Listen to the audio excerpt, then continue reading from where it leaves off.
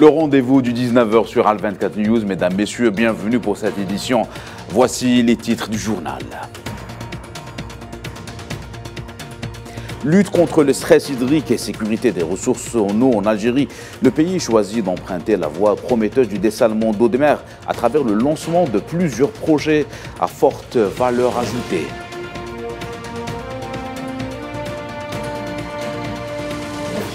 Réunion ministérielle du mouvement des non-alignés depuis Bakou. L'Algérie rappelle son attachement au principe inaliénable de défense des causes justes.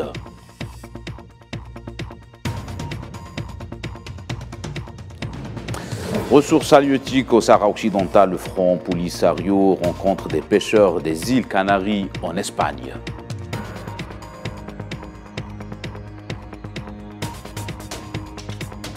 Et en Espagne toujours, coup d'envoi de la campagne électorale pour les législatives anticipées. Le gouvernement Sanchez, déjà sous la pression de l'opposition de droite.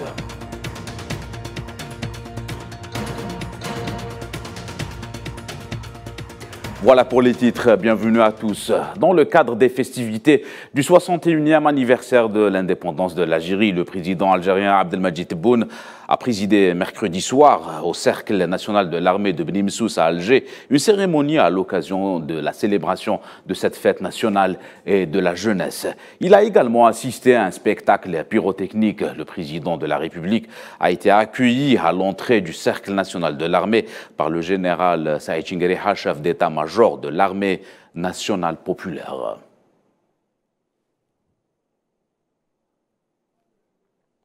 Durant ses visites d'inspection, le président algérien Abdelmadjid Tebboune est revenu sur l'importance des stations de dessalement d'eau de mer, l'objectif étant d'assurer 65% des besoins hydrauliques à l'horizon 2030. Le point avec Safouane Ben Sabri. À l'occasion du 61e anniversaire de l'indépendance, le président de la République, Abdelmadjid Tebboune, est revenu sur l'importance de l'approvisionnement en eau pour garantir les besoins hydrauliques nationaux. Le président de la République a posé la première pierre de 2 nouvelles stations de dessalement à Foucamarine ainsi qu'à Boumerdes. Il a rappelé durant sa visite l'importance de ces projets dans le contexte actuel de stress hydrique.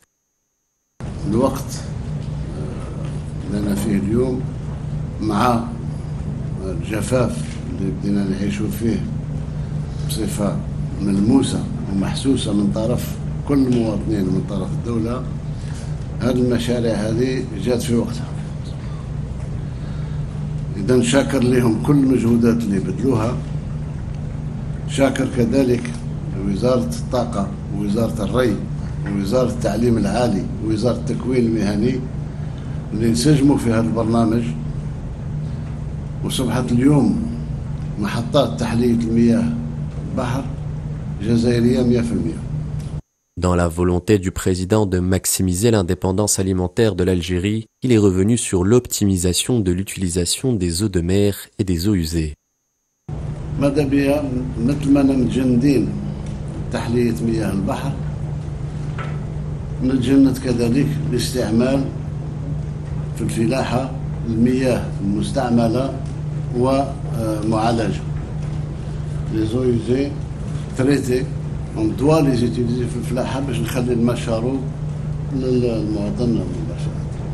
Les projets de Fouca et Boumerdes s'inscrivent dans le cadre du plan de développement initié par le président de la République pour la période 2022-2024, avec comme objectif d'assurer la production de 65% des besoins du pays à l'horizon 2030. Et dans le cadre de sa visite d'inspection dans la wilaya d'Alger, Boumerdes et Tipaza, le président de la République, Abdelmadjid Tebboune, a procédé à l'inauguration de l'hôpital des Grands Brûlés de Zeralda à l'ouest d'Alger, qui porte le nom du moudjahid défunt Saïd Chiban. À cette occasion, le président algérien a visité les différentes structures de cet établissement public hospitalier, dans la salle de réanimation, les blocs opératoires, ainsi que la salle de radiologie et le pavillon des urgences.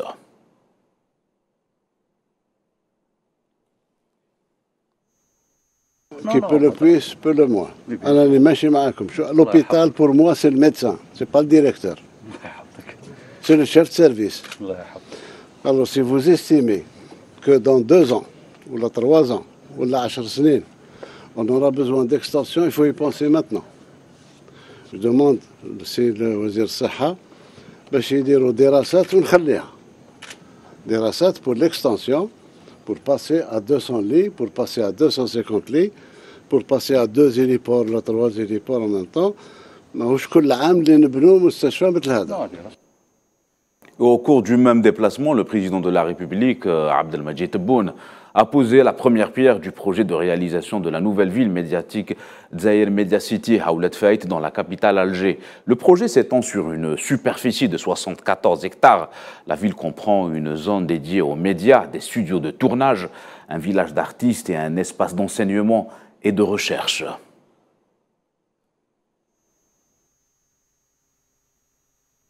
La maison de la presse, il faut qu'elle soit domiciliée هنا. باش نغلق la maison de la presse تاع القبة وتجي هنا. هنا il faut prévoir un espace pour la presse écrite et pour la presse électronique, privée et publique. باش prévoir un grand bâtiment pour la presse électronique ويكونوا فيه 10 15 20 50 titres. كل واحد عنده المكاتب نتاعو، عندهم التدفق انترنت تاعهم، عندهم tout ce qu'il faut. Et un autre événement, cette fois-ci sportif, le coup d'envoi de la 15e édition des Jeux panarabes en Algérie. Durant 2 heures de cérémonie, les organisateurs ont mis la lumière sur le patrimoine matériel et artistique algérien, tout en rapportant le côté historique et les 5 époques temporelles qui ont caractérisé l'Algérie de manière moderne et avec des moyens technologiques de pointe et avec la participation de plusieurs artistes algériens.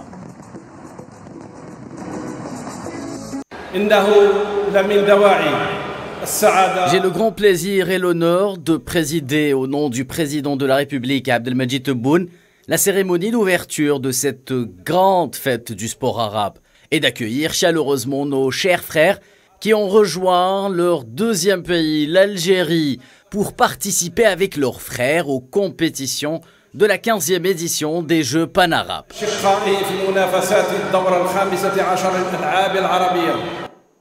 Et de cet événement, on en parle avec Faisal Salah, envoyé spécial d'Al24 News à Oran.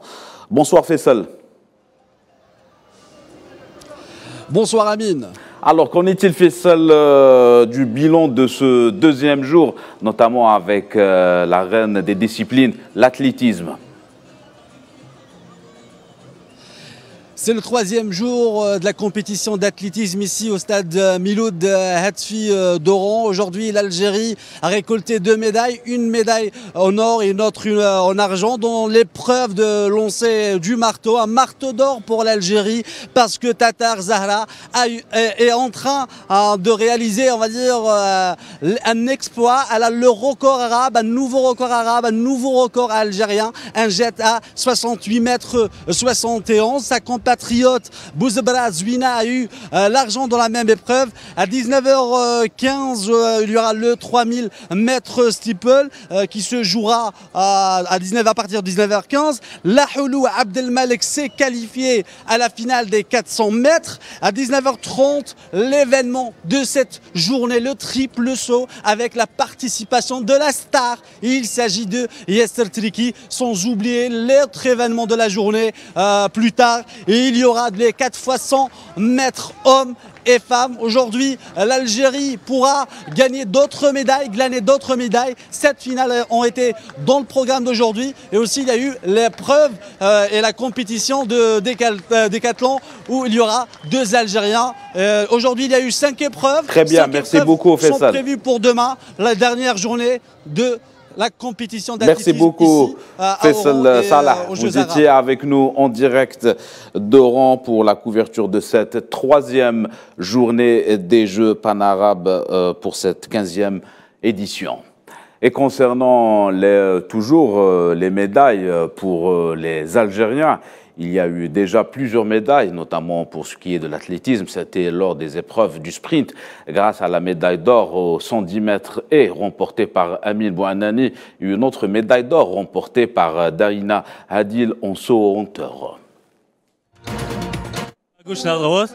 Je suis vraiment fier de décrocher cette médaille. Je la donne pour tous les Algériens. Dans ce jour, 5 juillet, c'est vraiment une journée historique pour les Algériens. Je suis vraiment fier de ce résultat. Satisfaite bien sûr parce que c'est une compétition, c'est une grande compétition. En plus, on est le 5 juillet. J'ai l'honneur de gagner cette compétition au 5 juillet. Sans transition, investissement en Algérie.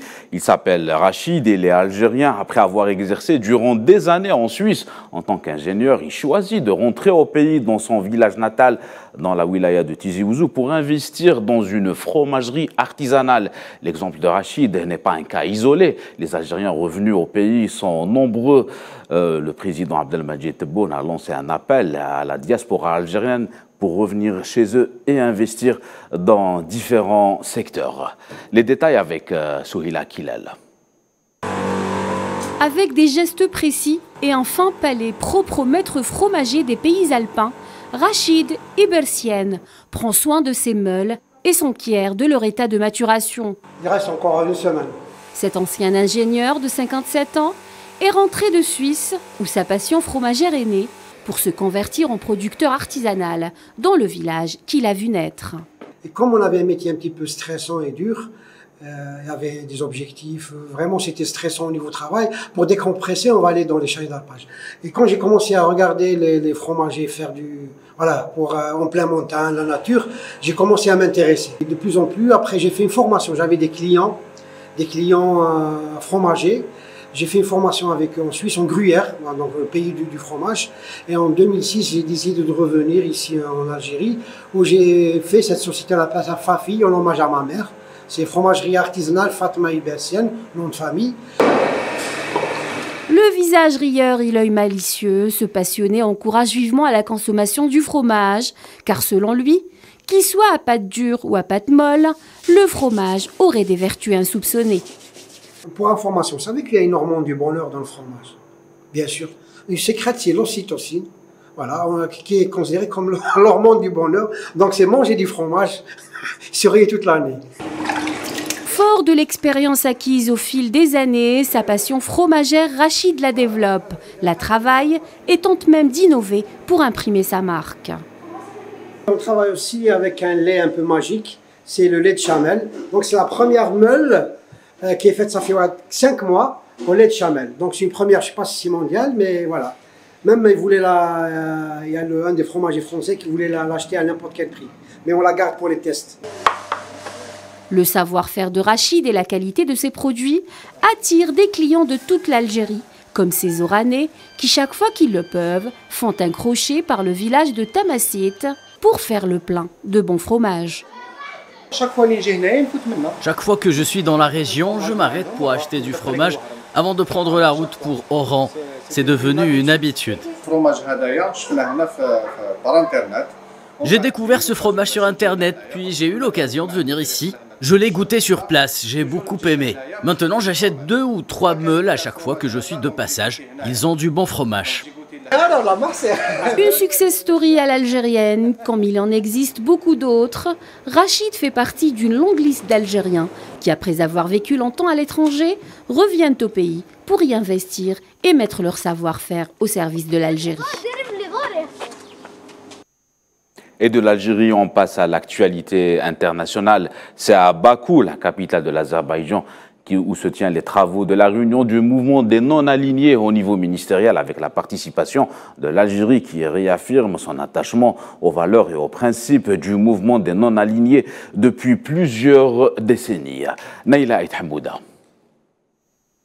Les travaux de la réunion ministérielle du mouvement des non-alignés MNA se sont ouverts hier à Bakou, en Azerbaïdjan, sous le thème « Le mouvement des non-alignés unis et ferme face aux défis émergents ».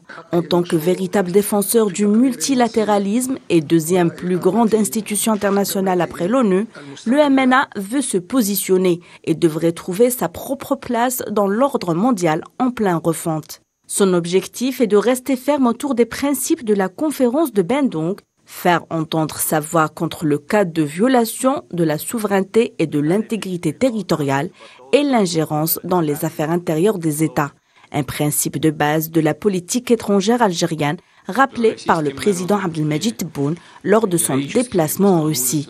L'Algérie, justement bien présente par la voix du ministre des Affaires étrangères et de la communauté nationale à l'étranger, Ahmed Attaf, mandaté par le président Tebboune, le chef de la diplomatie algérienne a affirmé lors d'une allocution qu'Alger s'apprêtait à occuper son siège de membre non permanent au Conseil de sécurité, réaffirmant son attachement aux valeurs et aux principes du MNA, qui sous-tendent ses positions équilibrées et circonspectes vis-à-vis des différents développements régionaux et internationaux et qui représente en même temps la source à laquelle elle s'abreuve pour consentir ses efforts et proposer ses initiatives contribuant à répandre la paix et la sécurité. La question palestinienne était également au cœur des discussions. Attaf a renouvelé la position de principe du mouvement en faveur du peuple palestinien. Il a appelé la communauté internationale à assumer la responsabilité morale et historique qui leur incombe en permettant au peuple palestinien d'exercer son droit légitime à l'autodétermination. À ce propos, le ministre des Affaires étrangères a réitéré la ferme condamnation par l'Algérie des récentes attaques contre la ville de Jenin. L'Algérie réitère sa ferme condamnation des récentes attaques contre Jenin en Cisjordanie occupée, ayant entraîné la mort de plusieurs innocents, et son appel à tenir les auteurs de ces crimes odieux pour responsables et à faire entendre la voix de la communauté internationale pour mettre fin à la politique d'occupation qui viole de manière flagrante toutes les lois et règles internationales et les valeurs humaines les plus élémentaires.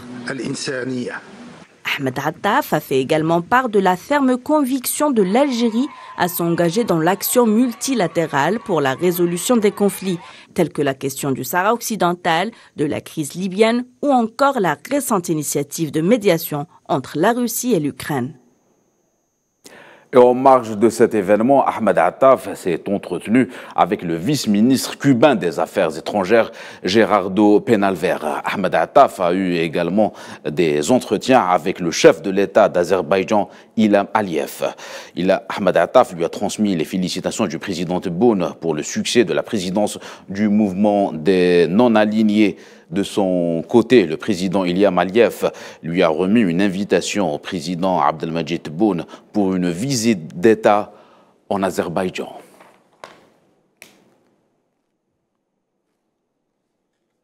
À quelques jours de l'expiration des délais légaux sur l'accord de pêche entre l'Union européenne et le Maroc, qui a été illégalement étendu au Sahara occidental, occupé, une rencontre sera organisée entre les associations canariennes et le Front Polisario afin d'évoquer les enjeux importants liés à la pêche dans les eaux sahariennes. La réunion sera organisée sous le slogan « Construire des ponts et tisser des réseaux de dialogue qui promouvent les intérêts du secteur de la pêche canarienne et les intérêts du peuple du Sahara occidental ». La partie sahraoui sera représentée à cette rencontre par Abdallah El Arabi, représentant du Front Polisario en Espagne, et Maître Gilles Devers, avocat du Front Polisario auprès des instances européennes.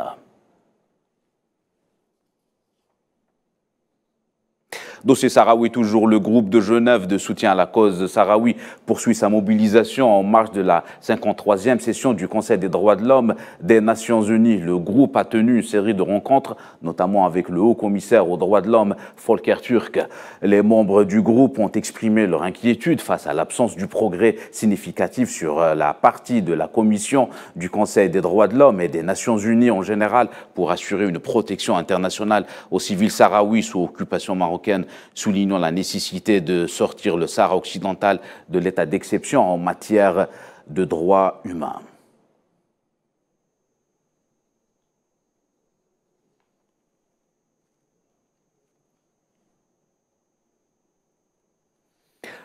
Dans un peu plus de 2 semaines, l'Espagne est appelée aux urnes pour les élections législatives anticipées. Ce scrutin va découper la présidence espagnole du Conseil de l'Union européenne qui a démarré au début du mois. Les sondages indiquent qu'un changement de majorité pourrait se produire avec l'arrivée de la droite au pouvoir. C'est la fin de cette édition. L'actualité continue sur Al 24 News. Excellente soirée à tous.